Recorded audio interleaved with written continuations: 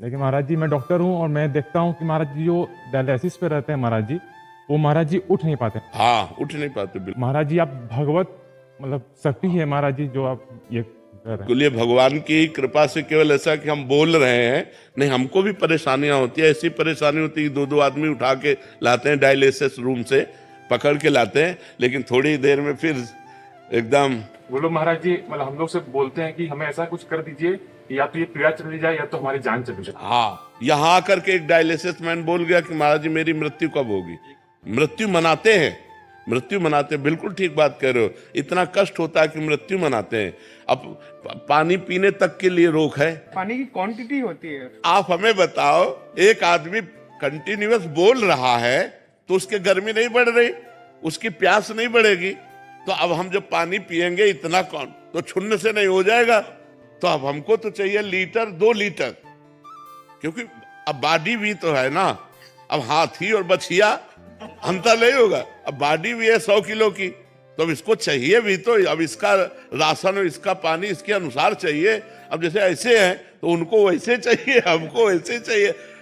तो ये भगवान के आश्रय से है। भगवान का भी आश्रय हट जाए, संयम नियम हट जाए, तो जैसा डॉक्टर साहब कह रहे हैं कि चारपाई से उठना मुश्किल हो, व्हील चेयर पे चलते बड़ी परेशानियां रहती है। हर समय हम आनंदित रहते हैं। ये नहीं कि आपके सामने ही, हम हर समय एकांत में इससे ज्यादा आनंदित रहते हैं। इसमें तो हम बातचीत कर रहे हैं, एकांत में जब होते तो इससे भी ज्यादा आनंदित रहते, क्योंकि प्रभु से जुड़े रहने में जो सुख है वो कहीं सुख नहीं है। जी ने पर तो उस दर्शन के लिए मना किया है, लेकिन अगर घरों में जो है शौचाचार का पालन नहीं हो रहा है, नित्य क्रिया का पालन नहीं हो रहा है, तो भगवत दर्शन कैसे अपने बच्चों को, अपने परिवार को समझाया जा सकता है। पिता अपने पुत्र के दोष दर्शन कर सकता है, गुरु अपने शिष्य के दोष का दर्शन कर सकता है, मित्र अपने मित्र के दोष दर्शन कर सकता है, लेकिन हम अन्य के दोष दर्शन न करें। कहीं हम गए और उस परिवार में शौचाचार का पालन नहीं हो रहा है, अपने को चाहिए कि हम, अगर वो हमारे प्रियजन हैं तो उनको समझा दें, और अगर प्रियजन हमारी बात नहीं मानने वाले तो अपने शौचाचार की हम सीमा को पवित्र रखें। हम वहां भोजन न करें, हम वहां अपने आप को बचा लें। ये बात ठीक है। जी। रणधीर सिंह जी दिल्ली से। राधे राधे। महाराज जी, रामचरितमानस में एक चौपाई में नारद जी गरुड़ जी से बोल रहे हैं कि जही बहु बार नचावा मोही सोही व्यापही विहंग पतितोही। जबकि नारद जी श्री भगवान जी का नाम उच्चारण करते रहते हैं, तो उनको माया व्याप गई, तो हम जैसे जीव नहीं। इसमें व्यापना का तात्पर्य होता है हवा लग जाना, और ये हवा तब लगती है माया की जब अहंकार हो जाता है। कीन हो इसका बहु अभिमाना, शोक हो वंचा कृपा निधान। भक्त में भी कभी कभी अभिमान जागृत हो जाता है। जब तक हमारे हृदय में ये बात रहती है कि हमारा साधन, हमारी तपस्या भगवान की कृपा से चल रही, तब तक अहंकार जागृत नहीं होता। नहीं तो देखो, देवर्षि नारद जी सुंदर घाटी देखी, बहुत सुंदर वन देखा, समाधि में बैठ गए, अखंड समाधि लग गई, भगवान के चिंतन में डूब गए। अब देवराज इंद्र को चिंता लगी कि ये अगर पूर्ण हो गए तो कहीं हमारा इंद्रासन न ले जाए। उनको डर बना रहता है, तो उनके पास जो सुविधा है वो भेज दी भ्रष्ट करने के लिए। कामदेव, मलय मारुत, बसंत, गंधर्व, अप्सरा सब भेज दी। अब उन्होंने सब अपना जाल बिछाया। देवर्षि नारद जी की आंख खुली, उन्होंने काम आदि को बहुत प्यार से, शांत भाव से, आओ आओ डरो मत, बैठो, हमारा आतिथ्य स्वीकार करो और आप फिर जाओ। ना तो काम हृदय में आया और ना क्रोध ही आया। अब देवर्षि नारद जी जब इस घटना पर चिंतन किए, क्योंकि जब भगवान शंकर पर काम ने अटैक किया तो भगवान शंकर काम से पीड़ित नहीं हुए, लेकिन क्रोध आ गया और उन्होंने भस्म कर दिया। अब वो भगवान शंकर पर गए, वो शंकर जी के पास गए और कहा कि हमने काम पर विजय प्राप्त कर ली और हमें क्रोध भी नहीं आया।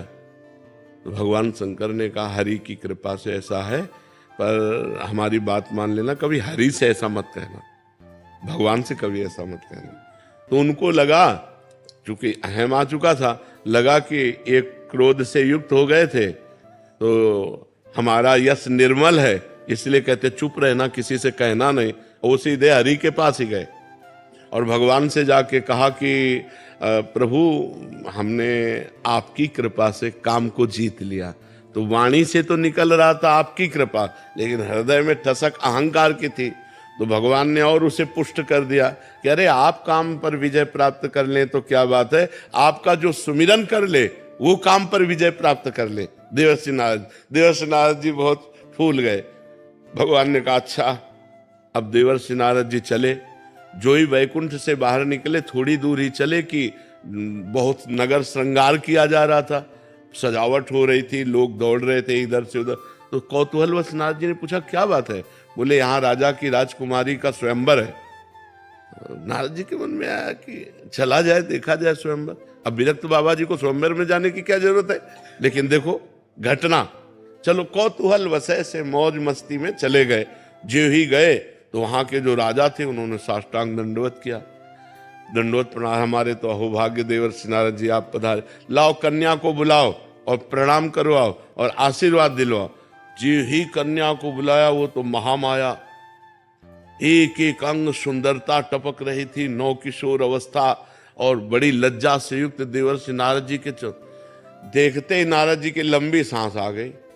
लंबी सांस का मतलब काम अंदर जागृत हो गया। और अभी भगवान से कह के आ रहे हैं कि हम काम विजय करके आ रहे हैं। न शंकर जी ने रोका था लेकिन नहीं मारे। परम वैष्णवाचार्य जगत गुरु भगवान शंकर की बात नहीं मानी।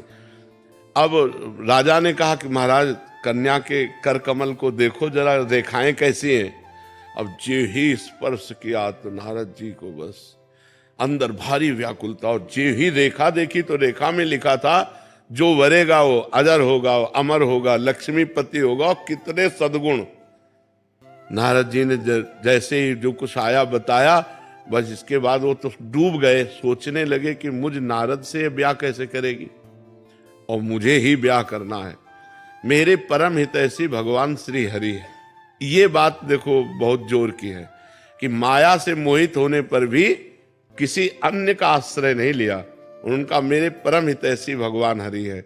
एकांत में गए और भगवान श्री हरि का सुमिरन किया तो भगवान प्रकट हो गए। बड़े कौतुकी। कहो देवर्षि नारद। बोले प्रभु बहुत बड़ी समस्या है। क्या समस्या है? बोले अब इस समय भजन साधन कुछ बनेगा नहीं, हमको उस राजकुमारी से ब्याह करना है, तो हमें हरि रूप चाहिए, आप करो जे। और एक बात और कह दी, जे विधि हो ये नाथ हित मोरा, करो सुबेग दास में। जिस तरह मेरा हित हो, वो हित यही समझ रहे कि सुंदर रूप मिल जाएगा भगवान का, वो राजकुमारी हमको वर्ण कर लेगी। तो भगवान ने कहा कि हित ही नहीं, जे विधि हुई है परम हित।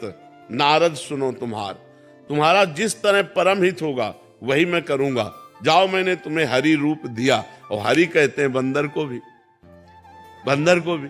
मरकट बदन भयंकर दे। अच्छा, और इसमें ये चमत्कार था कि केवल राजकुमारी को बंदर रूप दिखाई दे रहे थे और दो शिव पार्षदों को बंदर रूप दिखाई दे रहे थे। बकाया सबको देवर्षि नारद जी दिखाई दे रहे थे। अब नारद जी जाके आगे के सिंहासन में बैठ गए कि मुझे हरि रूप। और जे ही राजकुमारी जयमाला लेकर के आई तो उसने कहा इस कुरूप बंदर को किसने बैठाल दिया? माला लेकर के दूसरी तरफ चली।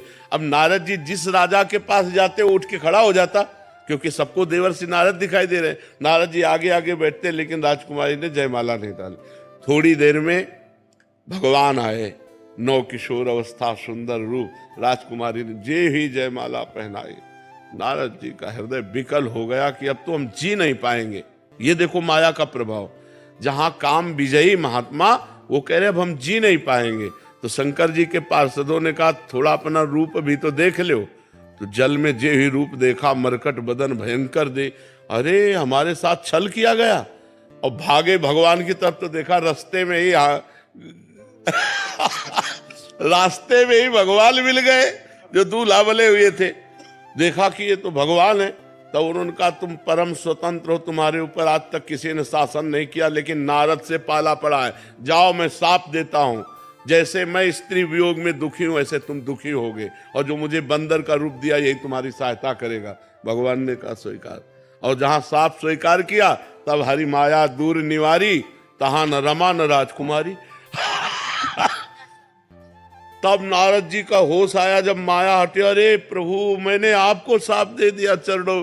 भगवान ने कहा जाओ, जपो जाए शंकर सतनामा, हो यही हृदय तुरंत विश्रामा। भगवान शंकर के नामों का स्मरण करो, वही क्योंकि अपराध बन गया ना, भगवान शंकर ने रोका तो मारे नहीं। तो बड़े बड़े महात्माओं को जब कभी अहंकार आ जाता है, अब गरुड़ जी को अहंकार आ गया, जब देखा कि मेघनाथ को भगवान ने युद्ध में परास्त कर रहे, तो मेघनाथ ने नागपाश का प्रयोग कर दिया। अब भगवान उसकी मर्यादा के लिए नागपाश में बंध गए। अब गरुड़ जी को बुलाया गया, तब गरुड़ जी ने सोचा ये हमारे भगवान है, ये तो हमारे ऊपर सवारी करते हैं और हम इनको आज मुक्त करेंगे नागपाश से, नहीं तो साधारण मनुष्य की तरह बंधे पड़े हैं। क्या ये वही भगवान है जो मेरे ऊपर विराजमान होते हैं? अब बड़ा संशय हो गया, बड़ा संशय। नागपाश से मुक्त तो किया, लेकिन ये विश्वास में संशय खड़ा हो गया कि भगवान है कि नहीं है। तो फिर भगवान शंकर के पास गए, तो भगवान शंकर ने कहा काकभूषुंड जी के पास जाओ। तो उमा ने कहा कि आपने क्यों नहीं समझा दिया? तो बोले कीन हो इसका बहु अभिमाना, सो खोवन चा कृपा निराना, खग जाने खगही की भाषा, ताते उमा गुप्त कर राखा। मैंने इसीलिए बताया कि अब ये पक्षियों में सर्वश्रेष्ठ गरुड़ जी हैं। जब पक्षियों में सबसे नीच काक कौवे के पास जाके नीचे बैठेंगे, तब इनको समझ में इनका अहंकार दूर हो जाए। काकभूषुंड जी तो महान भजन के मूर्तिमान स्वरूप, तब वहां जाकर के अभिमान का मोचन हुआ। तो कई बार बड़े बड़े भक्तों को अभिमान आ जाता है, जब अभिमान आता है तो माया थप्पड़िया देती है। बकाया उनका नाश नहीं हो सकता, उनका पतन नहीं हो सकता। इसीलिए हर समय भगवान के चरणों का आश्रय लेना चाहिए कि कभी तपस्या और साधना का अहंकार भी ना आ जाए। हम बड़े ज्ञानी, हम बड़े भगत, तो फिर माया परीक्षा ले लेगी, और परीक्षा ले ले भगवान ही बचावे, नहीं माया परीक्षा ले ले तो फेल ही होना पड़ेगा। उसका ऐसा स्वरूप है, उसकी ऐसी जाल है कि उसमें फंस करके बड़े बड़े भ्रष्ट हो जाते हैं। तन्नू जी। श्री हरिवंश। राधे राधे महाराज जी। महाराज जी, आप कह रहे हैं कि अगर कोई घटना दुर्घटना मंदिर या कहीं होती है तो फिर लोग कहते हैं कि आपके प्रभु तो देख रहे थे फिर भी ऐसी अनहोनी हो गई। तो प्रभु तो तब भी देख रहे थे जब आप पाप कर रहे थे, उस समय कुछ बोले थे क्या? प्रभु तो उस समय भी देख रहे थे जब आप पाप कर रहे थे। तो जब परिणाम आएगा, तो चाहे मंदिर में हो और चाहे आप धाम में हो, चाहे गली में हो, वो तो सर्वत्र भगवान विराजमान है। अवश्य में भोक्तव्यम कृतम कर्म शुभाशुभम, तुमको अपने कर्म का फल भोगना होगा, चाहे जहां हो वो अपने कर्म का फल भोगना पड़ेगा। या तो उसका प्रायश्चित कर लेते, या तो इतना भजन कर लेते, ना भजन किया ना प्रायश्चित किया तो कर्म भोग तो भोगना ही पड़ेगा। ये कृपा कहो कि मंदिर और धाम आदि में जो कष्ट मिलता है, जहाँ बहुत मिलना चाहिए वहाँ थोड़े से काम चल जाता है। अगर मृत्यु भी हो गई तो मंगल हो जाता है। तो ये भगवान की कृपा कहो कि भगवान के धाम या भगवान के रास्ते पे यदि हमारी मृत्यु होती तो मंगल हो जाएगा, वैसे तो होना ही है। तो अवश्य जो मिनट जो सेकंड जहां आपको मरना है वहीं मरना है। जो मिनट जो सेकंड जिस समय तुम्हारे शरीर को दंड मिलना है वहीं मिलना है, ये पहले से निश्चित हो चुका है। भगवान क्यों बचाएंगे? आपने भगवान को पुकारा क्या? आपने भगवान का भजन किया क्या? आपने भगवान की आराधना की क्या? क्यों बचाएंगे? पूरे संसार को छूट दे रखी है। तुम चाहे पाप करो चाहे पुण्य करो, अपने कर्म का फल भोगो या भजन करके भगवान को प्राप्त कर लो, पूरी स्वतंत्रता दे रखी है। अब जो कर्म करोगे वैसा दंड आपको भोगना पड़ेगा। अच्छे कर्म करोगे अच्छा फल मिलेगा, बुरे कर्म करोगे बुरा फल मिलेगा। भगवान को भजो और भगवान की शरण में हो जाओ, फिर भगवान जिम्मेदारी ले लेते हैं। अब ऐसे थोड़ी है, ऐसे तो पूरे सबको छूट है। देखो भगवान बहुत बड़े हैं, बहुत गंभीर हैं, अगाध समुद्र हैं। आपको आपका जीवन दे दिया, आपको बुद्धि दे दी, आपको कर्म क्षेत्र दे दिया। अब आप क्या कर्म करते हैं आपके ऊपर है। जैसे बाप ने आपको बीज दे दिए 50 प्रकार के और खेती दे दी, अब आप बम्बूल बोओगे तो दाग छुआरा थोड़ी खाओगे। आप बम्बूल बोओगे तो कांटे ही लगेंगे आपको। तो आप इस कर्म क्षेत्र में पाप कर्म कर रहे हैं, मुर्गा मुर्गी खाना, भ्रूण हत्या करना, पाप आचरण करना, व्यभिचार करना, और जब इनका फल आएगा तब कहोगे देखो बहुत अच्छा आदमी था और उसको ये दंड मिला। आज अच्छा है लेकिन कल उसने पाप कर्म किए तो उसको भोगना पड़ेगा कि नहीं भोगना पड़ेगा? तुम कल को नहीं जानते हो, भगवान कल को भी जानते हो, आगे आने वाले कल को भी जानते हो, वर्तमान को भी जानते हैं। तो इसलिए जो हो रहा है वो अवश्य होगा, जो नहीं होना है वो कदापि नहीं होगा। हम अपने आचरणों को सुधारें, आगे हमारा जो समय आने वाला है वो मंगलमय हो जाएगा। यदि हम आज भजन करेंगे, आज पापाचरण त्याग कर देंगे तो कल हमारा बहुत अच्छा रहेगा। और अगर हम भगवान से नहीं जुड़ेंगे, पापाचरण करेंगे तो आज भी दुखमय है और कल और दुखमय होगा। ये पक्की बात समझ लो। झील वडालिया जी गुजरात से। राधे राधे महाराज। राधे राधे महाराज जी। महाराज जी, मेरे प्रश्न को अगर कोई ऐसा हो तो क्षमा कीजिएगा। महाराज जी, आप तुल्य बड़े बड़े संत महात्माओं के जीवन में जब कष्टों के बारे में सुनते हैं तो हृदय कांप उठता है कि अब तो लगता है कि हमारा तो रजिस्टर अभी खुला ही नहीं है, वो खुलेगा तो मतलब हम तो कोई बचा ही नहीं सकता। नहीं, इसमें क्या होता है कि जैसे बड़े बड़े संत होते हैं, उनका आखिरी जन्म होता है। अब सृष्टि के जितने भी जन्मों में उन्होंने पाप किए हैं तो कुछ तो भगवान ने नष्ट कर दिए, और कुछ जो शरीर रचना के समय रखे गए थे, साधु तो हम बाद में बने हैं ना, शरीर तो पहले बना है ना हमारा, तो उस शरीर रचना के समय रखा गया। जैसे हमारे शरीर में रोग है, दोनों किडनी फेल हैं, तो ये माँ के गर्भ से ही पॉलिसिस्ट किडनी रोग होता है। पॉलिसिस्ट वो वंशानुगत होता है, वो प्रायः बहुत लोगों को होता है। तो वही गर्भ से रचना हुई, तो हम ऐसे गर्भ में आए जिसमें पॉलिसिस्ट था। वो पॉलिसिस्ट हमारे ऊपर शरीर में आया, किडनी में आया, और उस समय आकर के फेल कर दिया। तो बाबा जी और भजन तो हम अब कर रहे हैं ना, शरीर रचना के समय पाप कर्म के अनुसार हमारी किडनी फेल का विधान तो पहले से बन गया था ना। और जो बहुत कष्ट देखा जाता है उसका कारण उनका अंतिम जन्म है। अब पूरा हिसाब किताब बराबर करके वो भगवान को प्राप्त हो जाएंगे।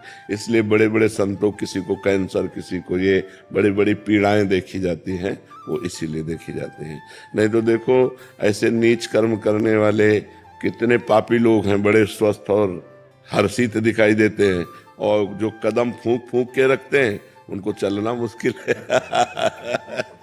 तो इसी विधान को देखकर कभी कभी भ्रम हो जाता है कि जो बिल्कुल सही आचरण से चल रहा है उसका चलना मुश्किल है, और जो बिल्कुल गलत चल रहा है वो दौड़ रहा है आराम से।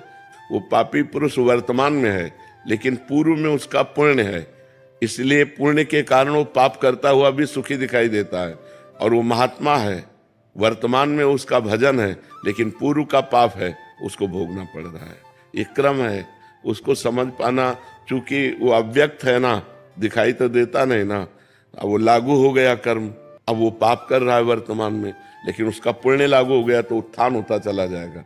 और जिस समय वो पुण्य खत्म हुआ और पूर्व का पाप और वर्तमान का पाप जुड़ेगा तो ब्लास्ट हो जाएगा, कुल सहित नष्ट हो जाएगा, बिल्कुल भ्रष्ट हो जाएगा, पत्ता साफ हो जाएगा। तो पापाचरण कभी किसी का शांति और विश्राम का हेतु नहीं हो सकता, वो विनाश का ही हेतु होगा। समय है, तुम्हारा पुण्य लागू है, भोग लो अपने पुण्य को, और जब पुण्य खत्म हो जाएगा तब तुम्हारा मिट्टिया मेट हो जाओगे। आज ऐसे धर्म से चल रहे हो, तुम्हारा पाप लागू हो गया तो उसे भोग लो चुपचाप। जिस समय तुम्हारा पूर्व का पुण्य और वर्तमान का पुण्य एक जुड़ेगा, तुम प्रकाशित हो जाओगे, तुम सुखी हो जाओगे, तुम आनंदित हो जाओगे। अब इस विधान को सब कोई तो जानता नहीं, वो कितना भी कमा ले अंतिम में उसका विनाश ही होगा, क्योंकि वो अधर्म से चल रहा है। अधर्म से चलने वाला कभी सुख और शांति को प्राप्त नहीं हो सकता। जाने की कितना पुण्य बचा है और ये इसीलिए तो हमने शब्द अव्यक्त कहा। अव्यक्त माने जो व्यक्त नहीं है। अब हमें क्या पता, वो तो भगवान जान सकते हैं। हम तो इतना भी ज्ञान नहीं है हमको कि हम माँ के गर्भ में 9 महीने रहे तो कैसा लग रहा था। इसी जन्म में माँ के गर्भ में 9 महीने रहे, 1 सेकंड का भी ध्यान नहीं है भला, 1 सेकंड का भी अनुभव नहीं है कि कैसा लग रहा था। तो पूर्व जन्म का हमें क्या ध्यान, और अनेकों जन्म का हमें क्या ध्यान, अनंत जन्म का हमें क्या ज्ञान, ये तो भगवान ही जान सकते हैं। शरद जी अहमदाबाद से। राधे राधे महाराज जी। महाराज जी, आप कह रहे हैं कि ग्रस्त जीवन में रहते हुए, कारोबार करते हुए क्या भगवत प्राप्ति संभव है? हाँ, जब नाम चलता रहे और पाप कर्म ना हो तो। ऐसा थोड़ी कि गृहस्थ को भगवत प्राप्ति नहीं होगी, गृहस्थ को भगवत प्राप्ति होगी, पर वो पाप कर्म नहीं होने चाहिए और नाम निरंतर चलना चाहिए। भगवान ने अर्जुन जी को आदेश किया, माम अनुस्मर युद्ध च सर्वदा सर्वकालेषु माम अनुस्मर, मेरा स्मरण हर समय करो और युद्ध च, जो अपना कर्तव्य कर्म है उसको करो। इससे भगवत प्राप्ति हो जाएगी। पाप कर्म होगा तो फिर भगवत प्राप्ति कैसे हो सकती है? पाप कर्म ना होने पावे, बेईमानी ना होने, व्यापार है तो ईमानदारी का सौदा होना चाहिए। 100 रुपया की चीज लाए हैं, 20 रुपया मुनाफा, 120 का देंगे, 5 रुपया कम नहीं करेंगे, बेईमानी करेंगे नहीं। 1 किलो की तौल है तो 1 किलो तौल के, ऐसे ईमानदारी से जो अगर भगवत प्राप्ति करनी है, क्योंकि सब कोई जानता मुनाफे के लिए व्यापार होता है, तो उचित मुनाफा ले ले और सही वस्तु दे दे और सही तौल दे दे और नाम जप करे तो व्यापार करते हुए भी भगवान की प्राप्ति हो जाएगी। अपना कर्तव्य अब घूस ले, बेईमानी करे तो फिर भगवान की प्राप्ति कैसे हो जाएगी? भगवान की प्राप्ति, भगवान सत्य है तो सत्य से चलना होगा तभी भगवान की प्राप्ति होगी। और सत्य पे चलना बड़ा कठिन है। लोग आजकल सत्य बोलना ही नहीं जान रहे, भूल गए कि सत्य भी बोला जाता है। झूठा ही झूठ, झूठा ही झूठ। मतलब जब से मोबाइल की सृष्टि हुई तब से हमें लगता है कि और झूठ पास वाली गली में है। बोले हम आगरे से बोल रहे, आज तो नहीं मिल सकते तुझसे। नहीं बोलते लोग, मोबाइल पास वाली गली पे है, लेकिन वो बोले हम तो इस समय आगरे में हैं, आज तो आपसे नहीं मिल सकते। 1 सेकंड में झूठ बोल गए।